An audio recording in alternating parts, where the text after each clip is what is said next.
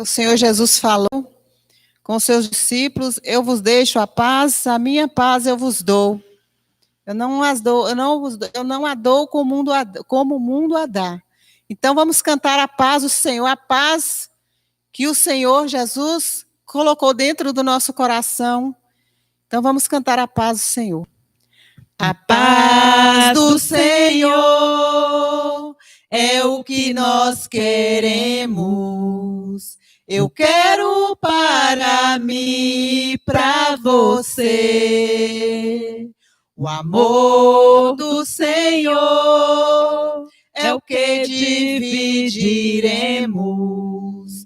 Porque todo esse amor não cabe em mim.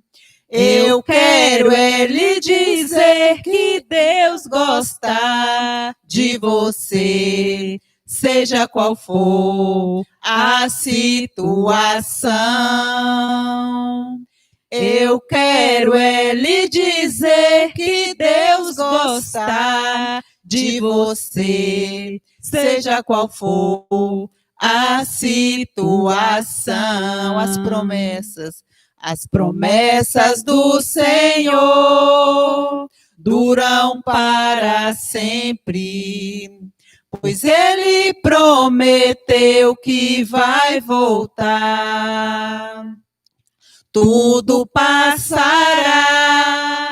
mas o amor é eterno, eterno como Deus, o nosso Pai. Eu quero lhe dizer que Deus gosta de você, seja qual for a situação. Eu quero lhe dizer que Deus gosta de você, seja qual for a situação. Seja qual for a situação. Glória Amém. a Deus. Louvado seja o nome do Senhor. Amém. O Senhor é o motivo da nossa adoração. Amém. Por isso que nós estamos aqui para adorar o nosso Deus. Amém. Porque o nosso Deus, ele é eterno e ele está aqui nessa noite. Amém. E você que está nos assistindo, que ele também seja o motivo da adoração de cada um. Amém? Amém. És tu única razão da minha adoração, ó Jesus. És tu única esperança que anelo ter, ó Jesus. Confiei em ti, fui ajudado. Tua salvação tem me alegrado. Hoje há gozo em meu coração, com meu canto te louvarei. Eu te louvarei, te glorificarei. Eu te louvarei, meu bom Jesus, és tu. És tu única razão da minha adoração, ó Jesus. És tu única esperança que anelo ter, ó Jesus. Confiei em ti, fui ajudado. Tua salvação tem me alegrado. Hoje há gozo em meu coração, com meu canto te louvarei. Eu te louvarei, te glorificarei. Eu te louvarei, meu bom Jesus. Eu te louvarei, te glorificarei. Eu te louvarei, meu bom Jesus, em todo tempo. Em todo tempo te louvarei. Em todo tempo te adorarei, em todo tempo te louvarei, em todo tempo te adorarei, eu te louvarei, te glorificarei, eu te louvarei, meu bom Jesus. Amém. A minha vida, quando eu entreguei a minha vida a Jesus, ela já não me pertence mais. Ela pertence ao meu mestre. E eu creio que cada um de nós, quando a gente entregou a vida para Jesus, ela pertence ao nosso mestre. Então vamos cantar: a minha vida é do mestre. Amém? A minha vida é do mestre, meu coração é do meu mestre, o meu caminho é do mestre, minha esperança é o meu mestre. A minha vida é do mestre, meu coração é do meu mestre, o meu caminho é do mestre, minha esperança é o meu mestre. A Deus eu entreguei o barco do meu ser e entrei no mar afora. Pra longe eu naveguei, não vejo mais o cais, só Deus e eu agora. A minha vida é do mestre, meu coração é do meu mestre, o meu caminho é do mestre, minha esperança é o meu mestre. Na solidão da lida, eu pude perceber o quanto Deus me ama, me ama. As ondas grandes vêm tentando me arrastar pra longe da presença dele. A minha vida é do mestre, meu coração é do meu mestre, o meu caminho é do mestre, minha esperança é o meu mestre. Amém, Amém. Jesus. Então nós vamos encerrar, nós vamos cantar o amor glorioso é o amor de Deus para cada um de nós, porque o amor de Deus é um amor incondicional, é um amor que não olha, né? Ele olha o íntimo do ser humano, ele busca o homem lá no fundo do pó, resgata. Isso é amor, porque ele olha a gente com ternura, ele é o nosso bom pastor. Amém, irmãos?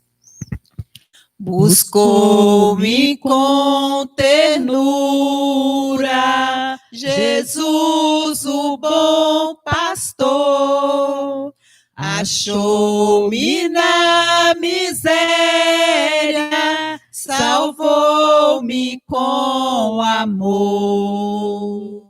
No céu cantaram de alegria os anjos sim em harmonia.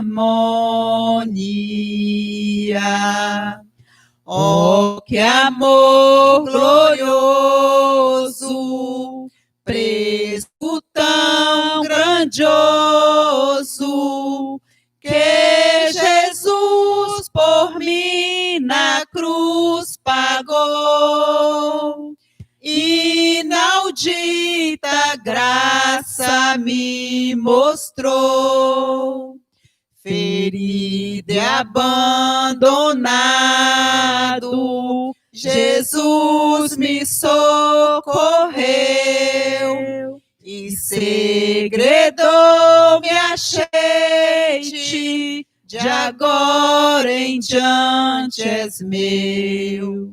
Tão meiga voz jamais ouvi, prazer maior jamais senti. Oh, que amor glorioso, preço tão grandioso, que Jesus por mim na cruz pagou. Inaudita graça me mostrou. Jesus mostrou-me as chagas, em meu lugar sofreu. Coroa mais de espinhos, a cruz que padeceu. Quem poderia em mim achar pra tais afrontas suportar?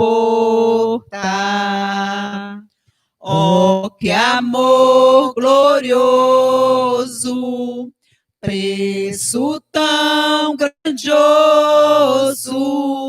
que Jesus por mim na cruz pagou.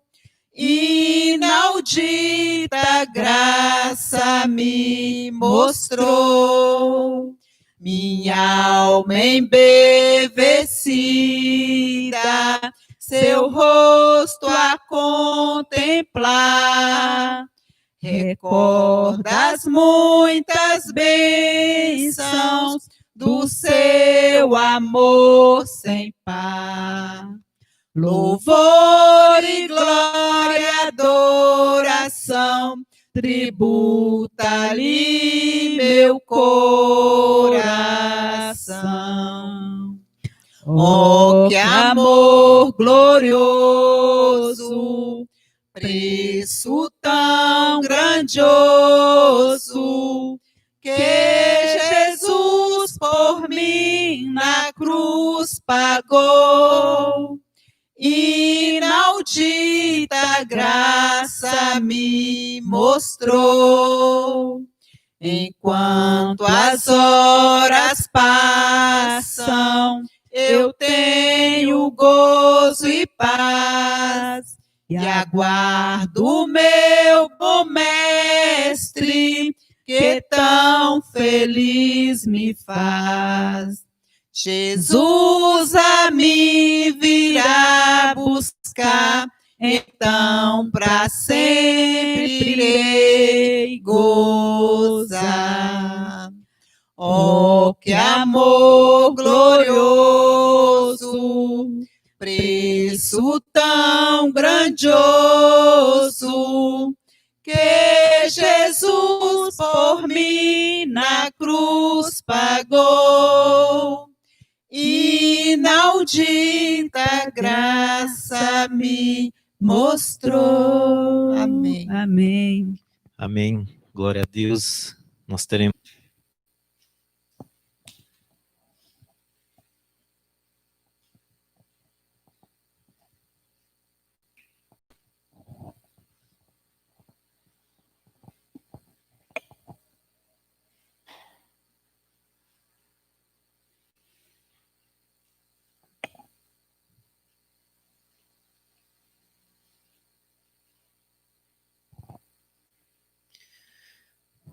Nós estamos, desde semana passada nós começamos, então, uma série de mensagens na carta aos Filipenses, não é?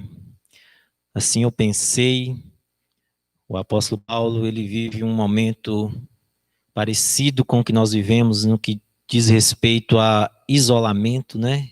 A estarmos afastados socialmente das pessoas, do próprio sistema social, e só que ele vivia, só que o motivo dele era outro motivo, mas eu creio que nós podemos ser pastoreados pelo apóstolo Paulo, né? Há o que aprender através da vida dele e o que ele escreveu, então, nessa carta, no que diz respeito ao que ele vivia, né? E essa carta, ela traz para nós algumas coisas, dois conteúdos, assim, específicos dela. O primeiro é sobre o Evangelho, ela é recheada de menções ao Evangelho, e a segunda coisa é sobre a alegria na fé. Paulo expressa em vários momentos alegria. Então, ele vivia por esse período de isolamento social, porque estava preso, né? Mas ele expressa em vários momentos alegria. Ele está alegre com várias coisas. Então, nós vamos pensar quais são essas alegrias que o apóstolo Paulo, então, tem, que mantém o coração dele aquecido, mesmo numa situação como aquela que ele via, não é? Onde ele era difamado por pessoas que pregavam o evangelho também, mas que usavam da sua oportunidade de pregação para poder minar aquilo que o apóstolo tinha como pessoa, não é? Num sentido de até menosprezar a pessoa do apóstolo, e ele vai dizer quais são os motivos que levou essas pessoas a fazerem isso, e ele vivia num momento em que ele estava na iminência de ser julgado e até sair uma sentença de morte para ele, porque ele estava preso. Então ele está vivendo nesse período sombrio da vida dele, em que as circunstâncias não são favoráveis, mas ele expressa alegria em vários momentos. E Deus então usa a vida dele para escrever então essa carta, e através do Espírito Santo de Deus, essa carta ela tem consolado muitos corações. O Espírito Santo de Deus tem trazido então essa mensagem do próprio Espírito, através da vida do apóstolo, aos corações. E eu creio que também fará isso conosco, nesse tempo que vivemos. Então, eu decidi começar essa série de estudos nesta carta, voltando os nossos olhos para os momentos de alegria que o apóstolo Paulo demonstra que está vivendo e por que ele está vivendo aquilo.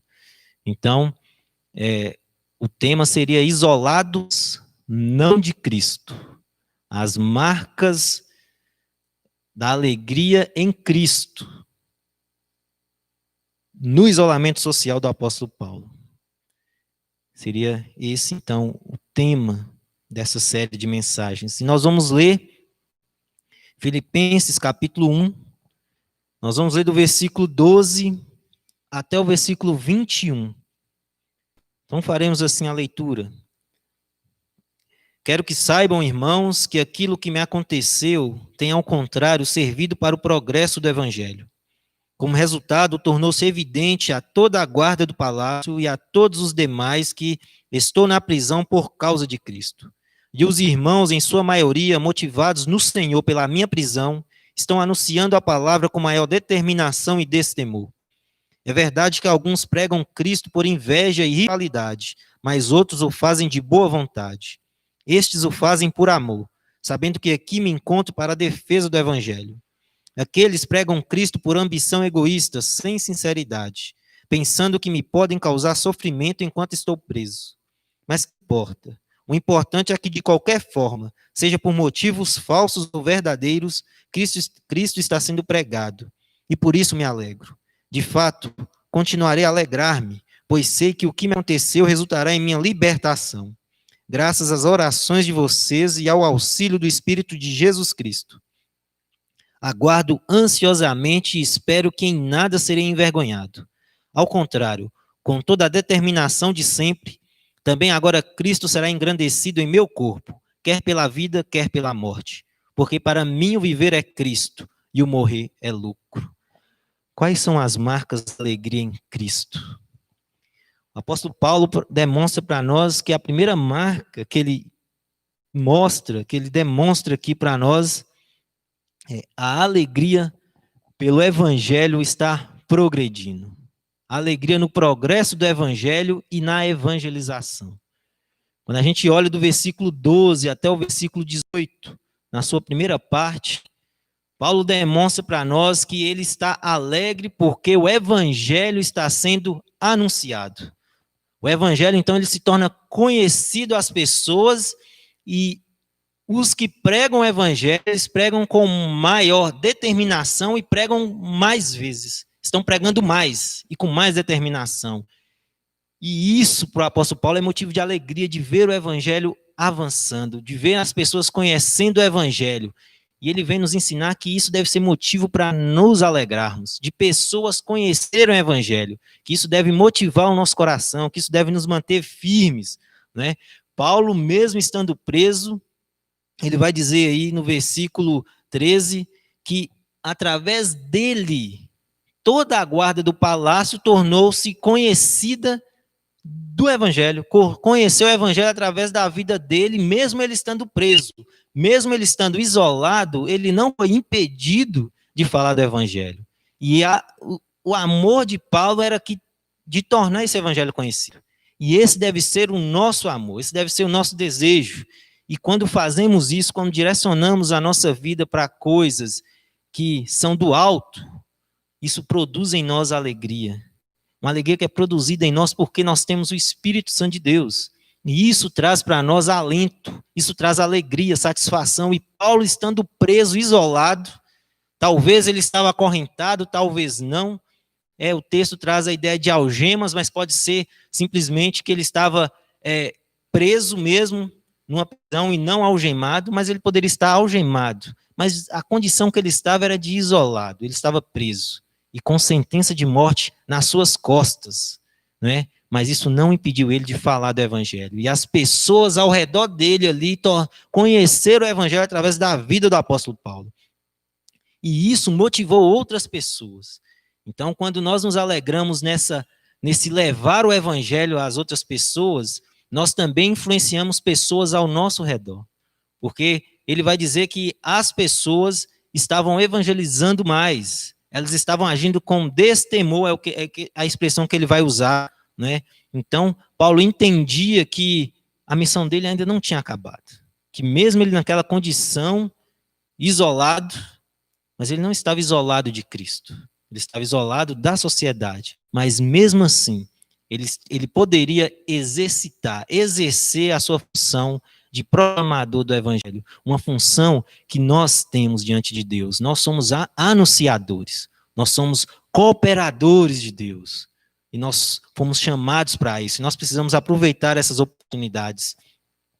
E eu percebo que algo que motivava muito o apóstolo Paulo era que ele tinha uma visão de Deus diferente. A visão que Paulo tinha de Deus era uma visão de um Deus que era soberano, um Deus que mesmo em meio aos sofrimentos, é um Deus que está presente, é um Deus que controla toda a situação, é um Deus que está favorável para aqueles então que se colocam à disposição dele.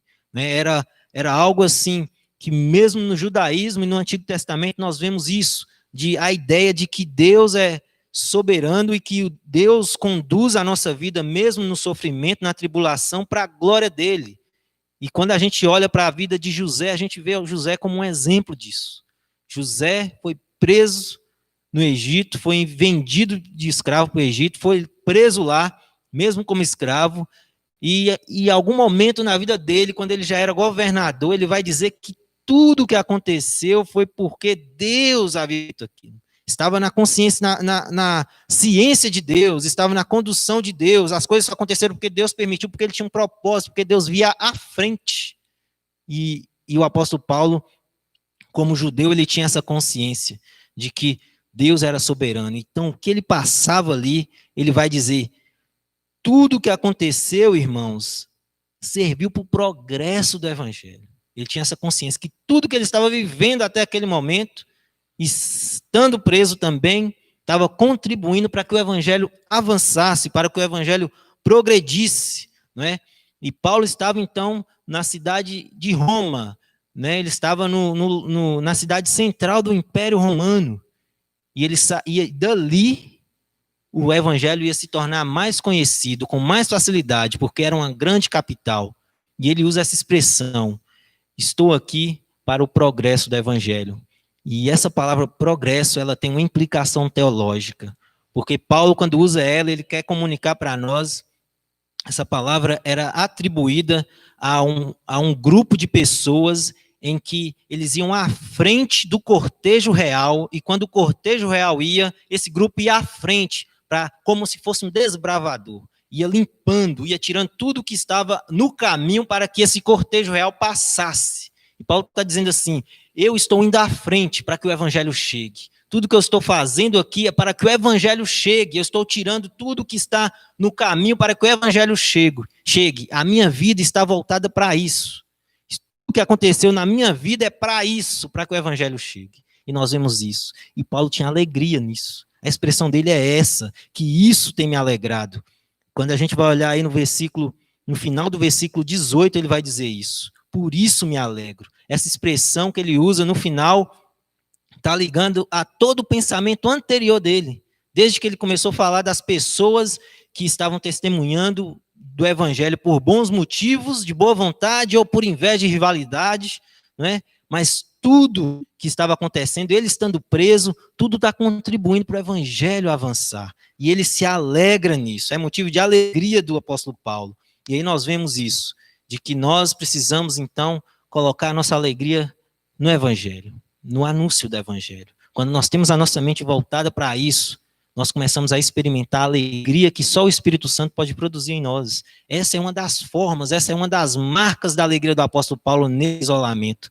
E aí nós podemos então nos alegrar, não é? Nós estamos em campanha de missões, na denominação batista, em campanhas de missões estaduais, e nós temos várias cidades que precisam ser alcançadas pelo evangelho. E recentemente a gente tem 2 cidades que foram alcançadas, que é Conceição de Lagoas e Botelhos.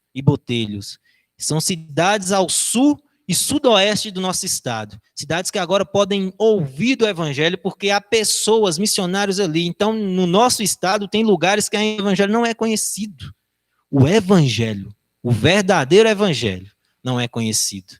Então, a gente tem esse motivo de se alegrar, de ver que a obra missionária está avançando, que ela está acontecendo, que Deus está enviando pessoas, que Deus está levantando pessoas, e nós também já fomos levantados pelo Senhor para isso. Aonde nós estamos, nós temos essa oportunidade de nos alegrar com a comunicação do evangelho, com o anúncio do evangelho, né? Nós temos várias cidades vivendo isso, e Paulo então se torna esse instrumento de Deus ali onde ele está, né? Naquele lugar, que ele vai falar que é palácio, em algumas versões vai dizer que era uma guarda pretoriana, né, indicando que era uma residência do governo romano. Ele estava num lugar mais improvável, lugar mais difícil de se acessar, né, mas ele estava ali, porque ele foi colocado por Deus ali, para que ele continuasse a cumprir a missão dele. Paulo entendia isso era motivo de alegria para ele. Então essa era a primeira marca desses versículos que nós lemos aqui, a primeira marca que eu percebo do apóstolo Paulo. Era a alegria de ver o evangelho progredindo e mais pessoas evangelizando. Mesmo naquele tempo de isolamento, ele se alegrava nisso. Então, quais são as marcas da alegria em Cristo, segundo o apóstolo Paulo? Seria uma alegria que produz convicção na mudança de uma situação difícil. Paulo estava alegre porque ele tinha convicção que aquela situação que ele estava vivendo ia mudar.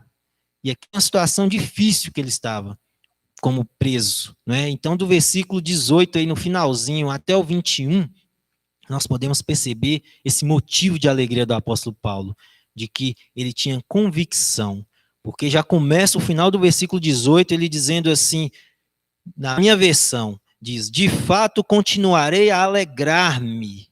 E aí ele segue dizendo por quê que ele se alegra. Ele tinha certeza que a alegria dele, né? Ele tinha certeza que ele ia se alegrar, né? Ia ser uma alegria futura, que ele ia experimentar, porque ele iria aproveitar ele iria experimentar a liberdade de novo, iria ser liberto, né? Ele estaria sendo solto, e mesmo que ele não fosse solto, e ele vai dizer isso mais à frente, ele sentia alegria por isso. Mesmo se ele fosse condenado à morte, ele demonstra uma alegria. E aí fica o segredo para nós. Versículo 21. Ele vai dizer: porque para mim o viver é Cristo e o morrer é lucro. Esse é um outro motivo que Paulo tinha para confiar que ele seria liberto. Que é quando nós colocamos, então, a nossa devoção a Jesus acima de qualquer coisa. E nós, então, vivemos livres de distrações. Quando nós nos focamos em Cristo, viver, quando o apóstolo Paulo diz assim, para mim o viver é Cristo e o morrer é lucro, não é uma frase para se colocar na geladeira, não é uma frase para se pôr no carro, não é uma frase para se colocar na entrada do batente da porta quando as pessoas chegarem, não é uma frase para ser vivida. Você precisa entender o que isso quer dizer para a sua vida. Viver para Cristo não é algo que você demonstra escrito, não é vida prática.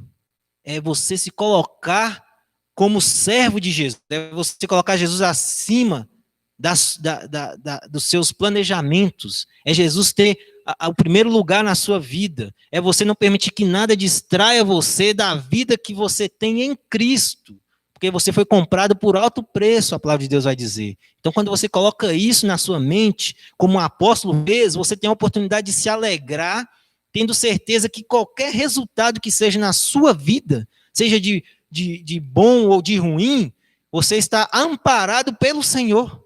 Porque a sua vida pertence ao Senhor. E isso deve ser motivo de alegria para nós. E aí o apóstolo Paulo continua dizendo, ele vai dizer assim, continuarei a alegrar-me, pois sei que o que me aconteceu resultará em minha libertação. E aqui o apóstolo Paulo, então, ele faz uma declaração semelhante à que Jó faz no capítulo 13, no versículo 16. Semelhante. A diferença é que Jó ali, na sua declaração, está diante de Deus como juiz. Deus é juiz. Ele quer se apresentar a Deus, oferecendo, demonstrando a sua causa a Deus, se colocando como justo. Eu sou justo. Se eu estiver diante do Senhor, Ele vai me libertar, Ele vai me salvar, Ele vai me livrar. Mas aqui o apóstolo Paulo coloca Deus como seu defensor. Diferente. Para ele, Deus ia ser aquele responsável pela sua soltura. Ele tinha convicção disso, né? E um estudioso chamado Scott, ele vai reescrever, né, que as pessoas chamam de paráfrase, ele reafirma essa mesma expressão que Paulo usa aqui. E ele diz assim, como se fosse como se ele reescrevesse o que Paulo diz. Ele diz, creio, como Jó igualmente cria, que o fim de minha presente aflição será algum grande bem. Estou na prisão e exposto à inimizade e à falta de entendimento, mas Deus sempre protege aqueles que põem nele a sua confiança. É isso que Paulo está querendo comunicar, que ele tinha total confiança nisso. Quando ele diz estou certo, ele usa uma expressão que traz a ideia de estar absolutamente convicto, totalmente convicto. Ainda que ele não sabesse de fato o futuro, porque quem conhece o futuro é só Deus, mas ele tinha uma convicção tão grande no coração dele, ele tinha uma entrega tão grande do seu coração para Cristo, porque ele usa a expressão, para mim o viver é Cristo e o morrer é lucro, é que ele tem uma convicção tão grande do que ele experimenta em Jesus, da vocação que ele tem em Jesus, da salvação que ele tem, que ele confia que ele será liberto. Ele confia que Deus vai agir. Ele tem essa confiança, essa absoluta certeza. E aí ele traz para nós também algo que o motiva, algo que traz alegria para ele. Quando ele diz que, graças às suas orações, ele menciona aqui então as orações, da mesma forma que ele começa dizendo no versículo 3, de que ele está orando pela igreja, ele aqui agora mostra a importância da oração mútua. Ele orava para a igreja e a igreja estava orando por ele, graças às suas orações. E ele traz para nós essa importância, né, de que através da oração deles, haveria uma resposta àquela oração. E aí nós vemos a importância de orarmos, né, uns pelos outros, de ter esse tempo de oração, de um orar pelo outro, de todos orar por um mesmo motivo. Né? Nós vemos isso, por exemplo, na vida de Pedro, quando ele estava preso. A igreja orava, o texto vai dizer que a igreja orava pela libertação de Pedro. Enquanto a igreja orava, um anjo ia para libertar Pedro. Um típico exemplo da resposta de oração. Agora, sempre vai ser assim? Não, porque Deus responde conforme a sua vontade. Deus responde conforme o seu bel prazer. Né? A palavra dele vai dizer que a sua vontade é boa, perfeita e agradável. Nós precisamos confiar nisso. Mas significa que Deus responde a oração. E Paulo está demonstrando isso, graças às suas orações. Ele percebe que a oração ela tem um poder criador, ela tem um poder que vem do próprio Deus. O poder não está naquele que ora, o poder está naquele que responde à oração. Se você pedir para mim orar por você, pensando que há algum poder em mim, não vai ter nada, não vai encontrar nada. O poder está em Deus, é Deus que responde, e isso de acordo com a vontade dele. E ele trata o nosso coração para isso. Então o apóstolo Paulo fala sobre essa gratidão, de que a resposta da oração deles também vai resultar na sua libertação. E algo que o motivou a pensar isso, algo que o motivou a se manter firme, confiando nas orações dos irmãos, é justamente o auxílio do Espírito Santo, que é o que ele vai dizer logo em seguida. Graças às suas orações e ao auxílio do Espírito Santo. Aqui a expressão é provisão. É algo que vem para nós como um rico suprimento. É algo que é abundante. E podemos pensar isso, né? Podemos pensar isso pela qualidade daquele que auxilia. Quem auxilia é o Espírito de Jesus Cristo, é o Espírito Santo, é o próprio Deus. Então ele é rico para nos auxiliar, para nos dar a provisão necessária para aquilo que nós enfrentamos. Né? Efésios capítulo 3, versículo 20 vai dizer: aquele que é capaz de fazer infinitamente mais do que tudo que pedimos ou pensamos, de acordo com o seu poder, atua em nós. Então, Deus é capaz de fazer isso. E Paulo está dizendo que essa provisão do Senhor vem então à vida dele, para mantê-lo firme e dar a ele essa convicção de que ele será liberto. E aí ele não seria envergonhado. Ou seja, as pessoas iam olhar para ele e ver aquilo que ele prega como resposta.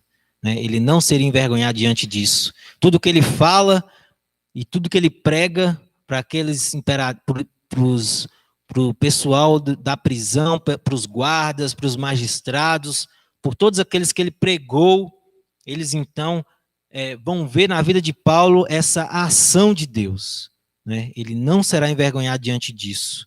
Não adianta ele pensar, ele não pensava, na verdade, ele não pensava que ele iria estar diante dele e seria envergonhado, né? No sentido de que ele não seria, então, reconhecido por aquilo que ele pregava, né? Ele iria alcançar aqueles objetivos que ele tinha de anunciar o evangelho. Ele tinha planos de ir até Espanha, ele tinha planos de visitar outros locais em que o evangelho não era pregado, e ele comunicava isso. E ele não seria envergonhado diante dessa situação. E não sendo envergonhado, ele também contava para que ele pudesse engrandecer o nome de Deus. Isso tudo trazia, então, na consciência do apóstolo Paulo, essa alegria de ter a certeza, convicção de que Deus estava com ele. E ele diz isso, que ele iria engrandecer a Jesus através do seu corpo. Ou seja, tudo que ele fizesse, todas as atividades, procedimentos dele, iria estar voltado para a glória de Deus. Ele iria engrandecer, independente do que ele fizesse, ele iria engrandecer a Deus através da sua vida. Ele não ia retroceder. Ele não ia negar a fé ali, se ele tivesse que ser julgado para ser executado. Ele não ia abaixar a cabeça e falar, não, eu não conheço esse Jesus, ou eu estava errado sobre Jesus. Não, ele iria engrandecer a Deus através do seu corpo, ele vai dizer. E aí, nós vemos o que um outro estudioso vai dizer sobre essa expressão de Paulo, não é? Eu não serei envergonhado, ao contrário, com toda a determinação de sempre, também agora Cristo será engrandecido em meu corpo, quer pela vida, quer pela morte. E um estudioso chamado Alford vai dizer, toda a minha vida, todas as minhas energias, todo o meu tempo pertencem a Ele. Eu vivo Cristo. Trazendo essa ideia do que o apóstolo Paulo está comunicando, de toda a sua vida, o seu pensar está voltado para o Senhor. Semelhantemente o que ele diz em Romanos, no capítulo 12, no versículo 1, né? Apresente os vossos corpos a Deus em sacrifício vivo, santo e agradável. A sua vida agora passa a ser um sacrifício diário a Deus. Você passa a viver Cristo. Você passa a viver Cristo. Então isso significa dedicação total. Não tem meio termo para o Senhor. Quando nós vivemos essa dedicação total a Deus, nós então experimentamos das alegrias que o Espírito Santo produz ao nosso coração. Nós então temos essa oportunidade de experimentar isso, assim como o apóstolo Paulo experimentou. E aqui ele traz para nós essa ideia. Então, quais são as marcas da alegria em Cristo? Alegria com o que Deus está fazendo no mundo. Alegria com o que Deus está fazendo através da sua vida. Alegria com as orações que são feitas por você, para que você seja abençoado por Deus, para que você permaneça firme diante dele. Alegria na provisão do Espírito Santo sobre a sua vida, sobre a nossa vida. Porque ele é capaz de nos suprir totalmente, suprir todas as nossas necessidades, nos manter firmes, né? Ele é capaz de fazer isso, independente de quantos sejam. O Espírito Santo é capaz de nos prover, de nos sustentar, de vir com a sua provisão que é rica e abundante sobre a nossa vida. E precisamos confiar nisso, manter então a nossa mente alegre no Senhor, assim como o apóstolo Paulo faz. E tem demonstrado para nós. Mesmo ali naquela condição que ele vivia, ele se alegra em Deus. Em cada momento, ele vai demonstrando para nós os motivos da sua alegria. E que Deus assim então possa tratar o nosso coração nesse sentido, sempre atraindo nossa atenção para Ele, para que a gente, quando a gente tem os olhos voltados para cima, a gente não percebe o que acontece aqui. O que eu quero dizer com isso é que nós não permitimos que o que acontece aqui influencie a nossa vida, o nosso coração, porque nós estamos olhando para Jesus, autor e consumador da nossa fé.